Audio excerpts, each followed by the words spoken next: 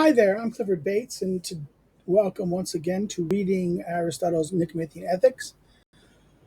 Today we're looking at chapter 9. This is going to be a small chapter in that sense because I think it's like three paragraphs. Three paragraphs, so it's not that long. It continues us with the question of the question of happiness, and the question of the good life, the ultimate good of human action in that sense. So it's chapter 9. Let's go right into chapter 9. He says, chapter 9. This is also why the perplexity arises as to whether happiness is something that one can be gained through learning or habituation or through some other practice, or whether it comes to be present in accord with a sort of divine allotment or even through chance. In other words, is it something you have to do? In other words, you have to, through learning or habituation or through some kind of practice, or is it something that is occurred because of some divine allotment the gods give it to you, or by chance, fortune? So that's the first thing, perplexity. Is it simply something, what is happiness and how do you get it in that sense? Is it something you have to do or do to get it, or you have to do something in order to do it, or is it something that you do, or you are, or you do, or is it something that you it's something that is allotted to you, right? It's something you do to practice or gain, something gained through learning, habituation, or practice, or does it come in accord with some divorce? It's a gift or chance. Now, if there is in fact anything that is a gift of the gods to human beings, it is reasonable that happiness is God given, and it especially among the human especially among the human concerns,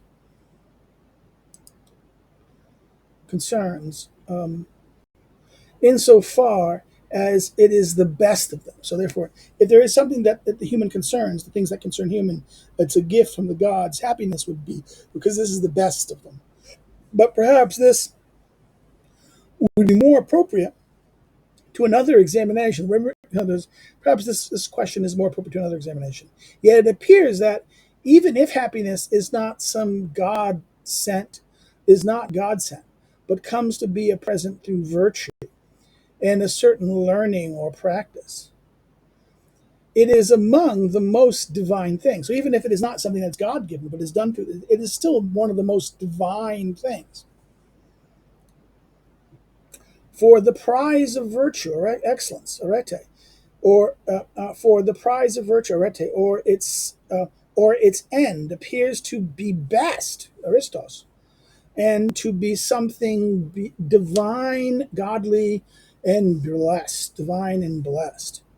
So that the prize of virtue, or its end, the end of it does, the telos of virtue, appears to be best and something divine and blessed.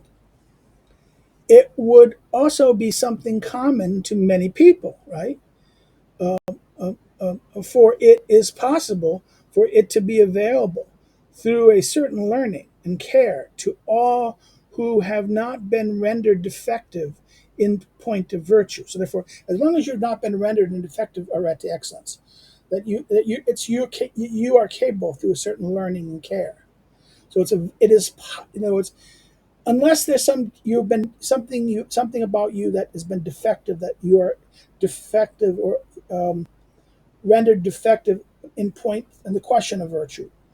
But if you're not been rendered defective in that, then it is possible for you through learning or care to possess it and therefore to get this thing, right?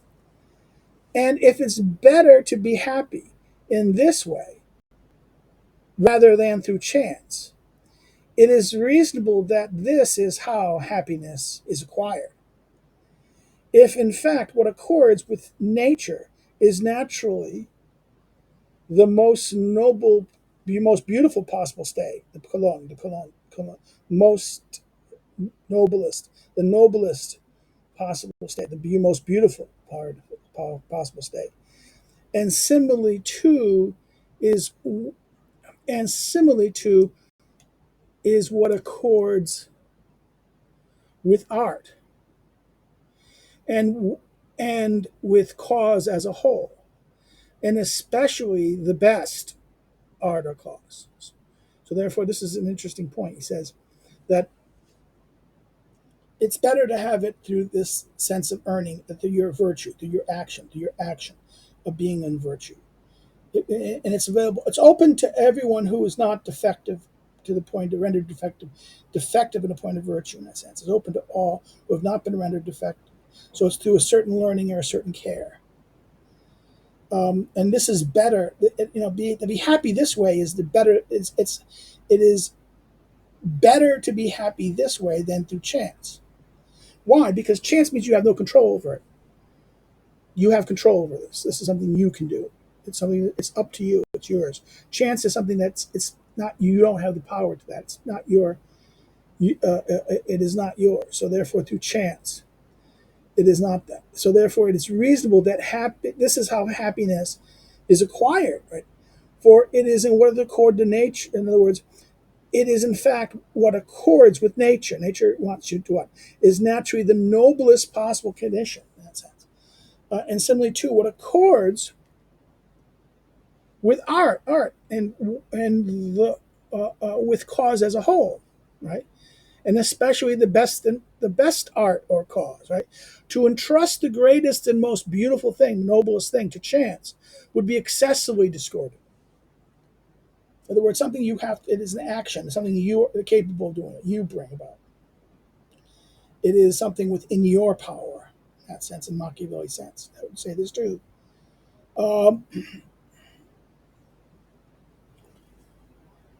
What is being sought is manifest also on the basis of the argument or definition. So, what is being sought is manifest also on the basis of the argument or definition. For happiness was said to be a certain sort of activity of soul in accord to virtue. So, we've made a definition so far. Happiness is a certain activity of soul, in a certain sort of activity of soul.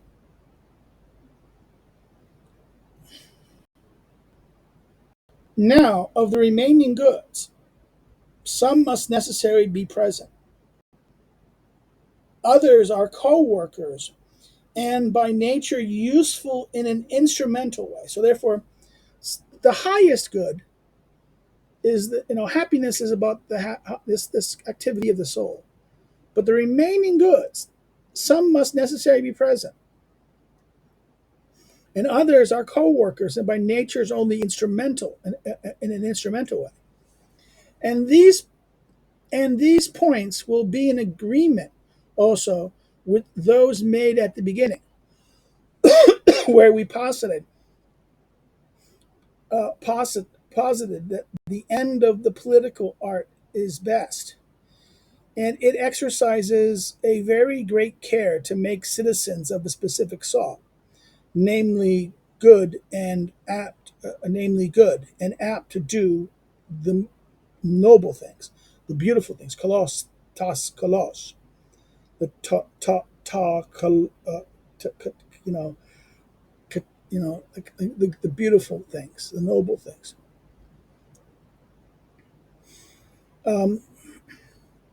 It is to be expected, then, that we do not say that either a cow or a horse or any animal is at all happy, for none of them are able to share in such an activity. That says it.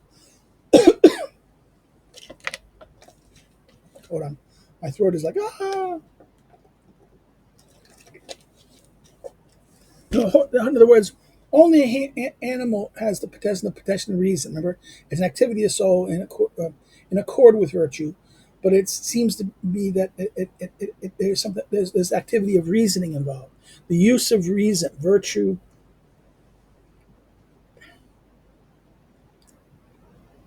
is that neither a cow or a horse or other animal is at all happy, and none of them are able to share in such activity. It is because of this too that a child is not happy either.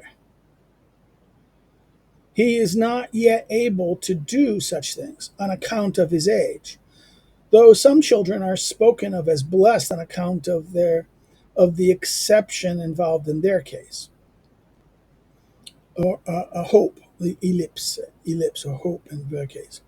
So therefore, some children are counted as blessed because they're so outstanding in some activity. There's potential in that sense, expectation. So therefore, not animals, but also children, because they're not developed yet. The argument is right; they're potential than the actual. For as for as we said, both complete virtue,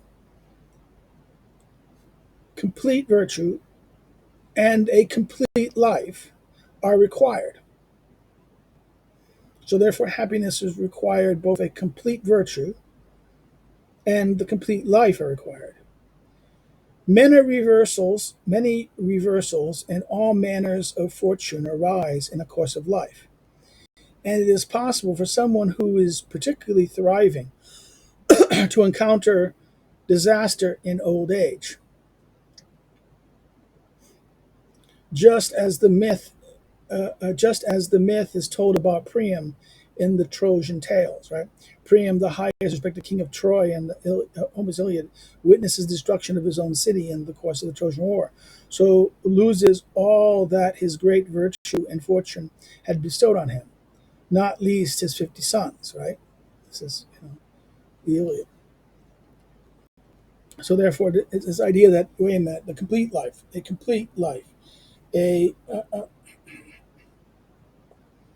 so nobody deems happy someone who's no one deems happy someone who deals with fortune of that sort and comes to a wretched end. So therefore, the question of the wretched end. He raises the exception of what happens when it's this idea that you have to have the complete life, and it has to be in other words, you have to complete virtue and a complete life. Therefore, what happens is misfortune can happen. You can have this like Priam who lost everything, this tragedy in a sense. How can you say such a person is happy when in that situation, right? So this is how it ends. Okay, now we're going to stop here. This is a short chapter. We'll stop here. If you have any questions or concerns or issues you want about the question of chance, and what about the ill luck or bad consequences, this is where Aristotle kind of talks about necessity, the external things, the not essential things that are kind of not really virtue, but they're not really the highest good, but they're external goods that are useful or necessary, and therefore even fortune in that sense is something external. That if you all of a sudden you find yourself suffering and miserable, like Priam lost everything, right? It was the idea is that this and it's not due to him. You know, the real tragedy is when a virtuous man falls, right? That someone who is not because of his bad action, but because he's just, this is not happiness. How can you, a man who's lived good, a noble life and full of virtue, then be destroyed by his son, one of his sons, right? This is an action of his son. Um, no one deems happy someone who deals with fortunes of that sort and comes out a wretched end. This is how he ends it. So if you like it, if you like the chapter, like it, hit the like button. Please put your comments on it. If you have any comments, questions, or issue about the question of fortune, fate, and external goods, please put them there, and I'll respond to them when I see them. Again, if you like it, hit the like button. Share it with a friend. Share it in your social media. Get it out there. If you're not subscribed, subscribe. Encourage others to subscribe. If you didn't like, if you didn't like it and you had some criticism, please please of course hit the thumbs down button, but you can also put some comments and that what explain why, so we can learn. People can learn, and maybe there's a chance for pedagogy, right? Um, Another thing you can do is if you want to follow my social media links, follow me on social media. The social media links are below. If you want to find more about me as a scholar and as a researcher, you can look through the links below, the academic social media links. You can find more about my scholarship and things like that. Another thing you can do is you want to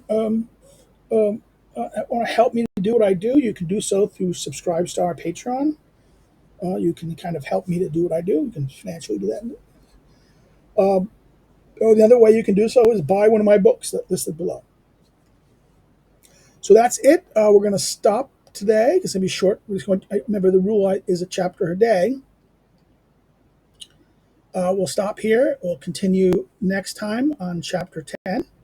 Um, so take care and have a great day. Bye-bye.